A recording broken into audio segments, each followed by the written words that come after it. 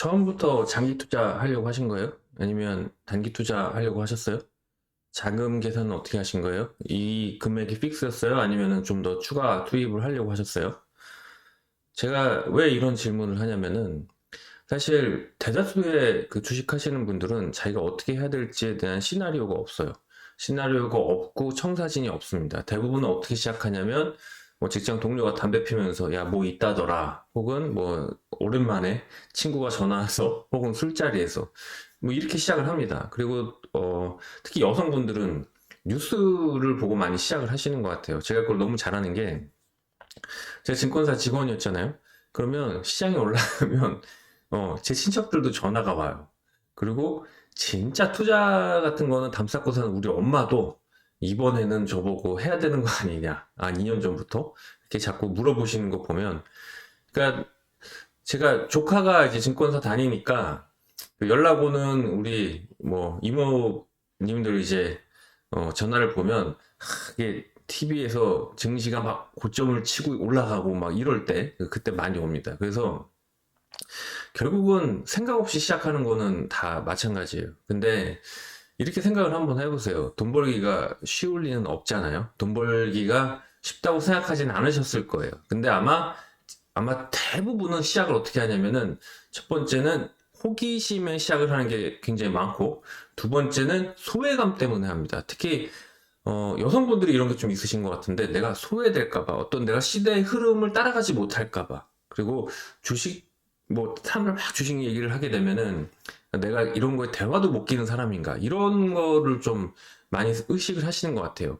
남성분들은 원래 갬블링 기질이 있어요. 근데 여성분들은 남성분들보다 이게 갬블링 기질은 없어요. 약간 모티베이션이 감정적인 걸로 시작을 하시는 경우가 많더라고요. 반면에 이제 남성분들은 솔직히 갬블링을 싫어하는 남성은 없기 때문에 가만히 있어도 하게 돼 있습니다. 그죠? 예. 근데 어쨌든 진짜 공통적인 게 뭐냐면은 시작을 할 때 생각이랑 계좌를 매매하면서 관리하면서 하는 생각은 180도 달라진다는 거예요. 원래 모든 주식이 그렇습니다. 제가 테슬라 400불 때 이거 100불 간다고 얘기했잖아요. 그죠? 테슬라 400불 때 100불 간다고 얘기한 놈은 저밖에 없었습니다. 시장에. 다 천슬라 얘기했어요. 근데 그때 400불에 천슬라를 외치던 사람들의 뭐 블로그나 유튜브나 카페나 전문가를 제가 지금 봐요. 지금 뭐라 그러고 있나. 그때는 뭐 그냥 삼국지의 관우 장비예요. 무조건 천슬라 간다 가자 이렇게 얘기를 하다가 지금 100불 때 와서는 사야 되나? 굉장히 조심스러워진다는 거죠. 아니, 딱 보면 알잖아요. 고점에선 용감하고 저점에선 조심스러워지고. 그죠? 반대로 해야겠죠? 저점에서는 용감해야 되고 고점에서는 조심스러워야겠죠.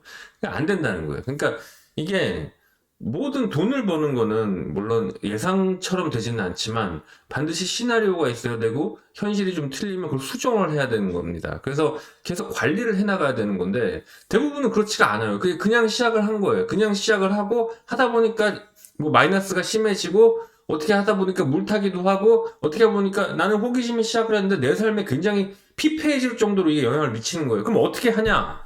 어떻게 하는 방법을 잘 몰라서 그때부터 기웃거리기 시작합니다. 여기도 보고 저기도 보고 다 똑같은 놈들 같고 내가 당한 거 같고 속은 거 같고 세상이 갑자기 다 사기꾼으로 보이고 본인이 처음부터 시나리오를 제대로 짜고 관리하겠다는 생각은 아예 한 적이 없죠. 그죠? 제가 쓴소리 같지만 이 쓴소리가 제가 틀린 말을 했나요? 왜냐면 제가 누누이 말씀드리지만 저는 진짜 수만 계좌를 본 사람이에요. 증권사에서. 근데 여기서 누가 잘했다 잘못했다를 얘기하는 게 아니라 어쨌든 다 똑같은 패턴이라는 거죠. 손실나는 사람, 손실나서 물려있는 사람, 물려서 이 바닥 떠나지 못하는 사람의 패턴 다 똑같다는 거예요. 당신도 그 중에 하나일 수 있어요.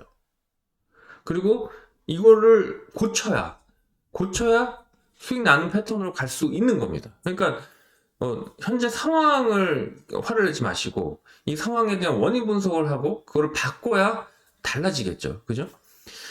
저는 그렇게 생각을 합니다. 제가 매매를 해보면 수익 나는 계좌는요, 아마 지금 수익 나는 사람이나 진짜 매매 잘하시는 분들은 제 말에 공감하실 텐데, 제가 지금 딸을 둘을 키우지만, 항상 제가 증권사 때부터, 제가 펀드를 운영할 때부터, 제 계좌는 제 자식 정도의 노력을 기울였던 것 같아요. 그러니까 한 계좌를 진짜 수익 나는 계좌로 만들기 위해서는 진짜 쉽지 않아요. 진짜 쉽지 않고 정말 관리를 잘해줘야 됩니다. 예를 들면 장기 투자 외쳐대는 사람들 누구예요? 그거 운용사 펀드 매니저들이에요. 운용사 펀드 매니저, 특히 벤치마킹 지표가 있는 운용사 펀드 매니저들이 그런 얘기 맨날 하고 다녀요. 생각을 해보세요, 여러분.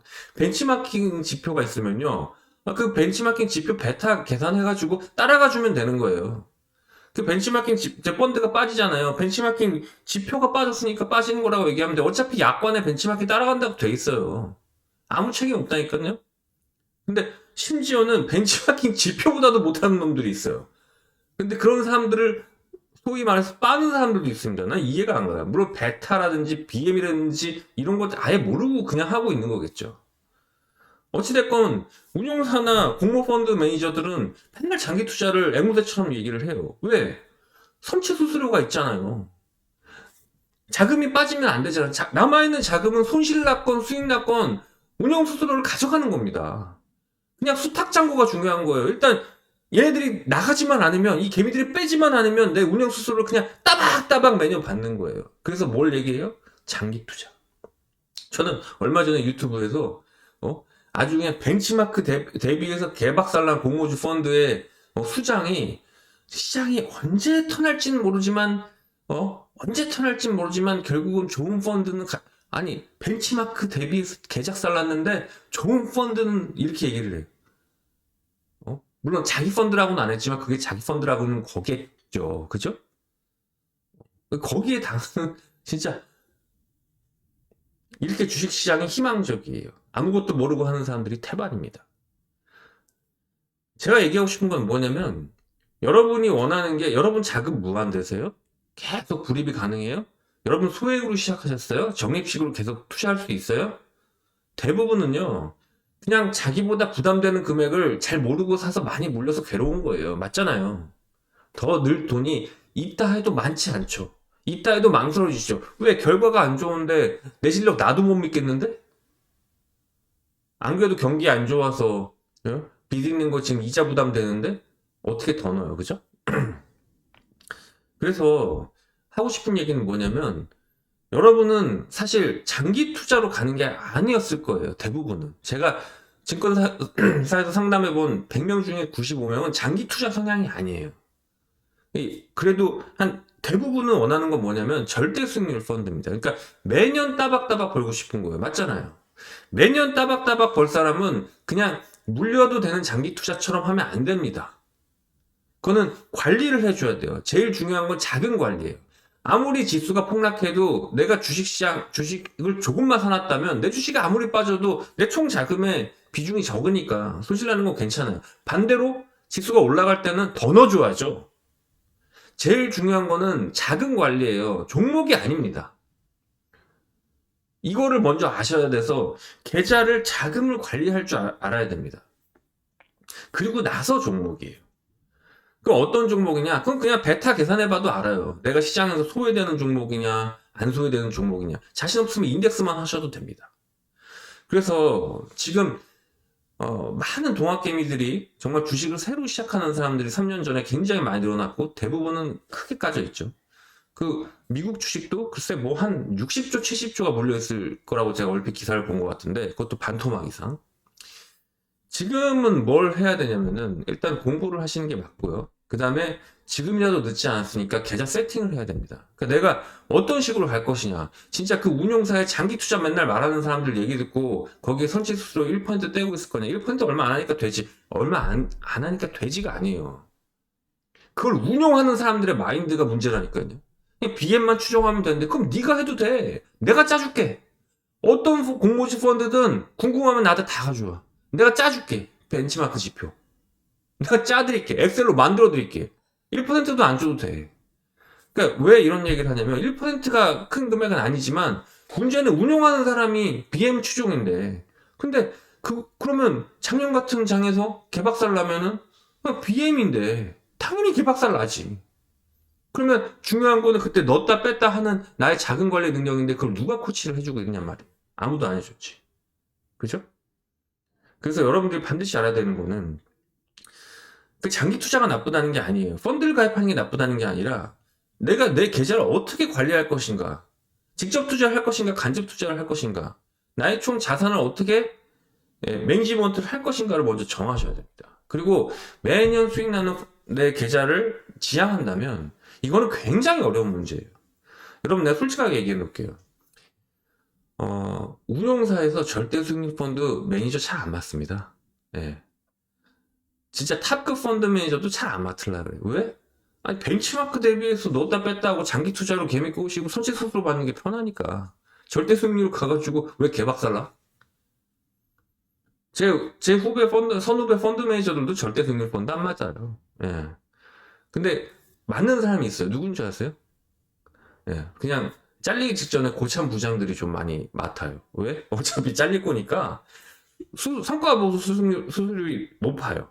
절대 수익률이기 때문에 수익 나면 그 인센티브가 굉장히 셉니다. 그래서 어차피 잘릴 거니까 어차피 안 되면 어차피 나도 잘릴 건데 그냥 맡아가지고 어차피 나는 이제 능력 없어서 이제 잘릴 거니까 한번 해서 잘 되면 확 인센티브 먹자 이런 생각이 많아요.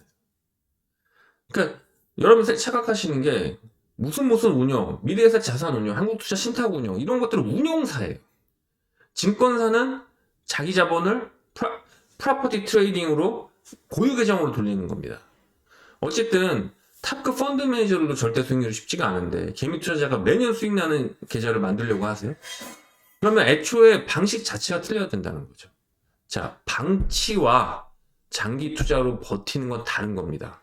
반드시 계좌에는 비전과 철학과 그 다음에 자기만의 아주 짜임새 있는 자금 관리와 노하우를 먼저 셋업을 하고 시작을 해야 됩니다. 안 돼 있다고요? 지금 냅둬도 되는 거 아니에요. 저는 계좌 관리가 자식 관리랑 거의 비슷한 수준의 열정이라고 드려야 된다고 생각하는 편인데 자식도 나쁜 길 가게 방치할 수 없잖아요. 계좌도요, 저는 계좌가 10% 이상 손해나면 그때부터는 정말로 그 정신 차리고 리스크 관리 해야 된다고 생각합니다. 이미 그렇게 됐다면 지금 다시 셋업을 하고 시작을 하셔야 돼요. 냅둬서 될 문제는 절대 아닙니다. 명심하세요. 주식 투자자의 거의 90% 이상은요, 그냥 물려서 가만 냅두고 있는 거예요. 그리고 이 바닥 못 떠나는 겁니다. 도박이랑 비슷해요. 카지노에서 돈 잃은 사람들 있잖아요. 돈 없어도 카지노 주면 잘 못 나오잖아요. 그죠? 예. 주변인이 되지 말고 제대로 셋업하고 성공하시길 바랍니다.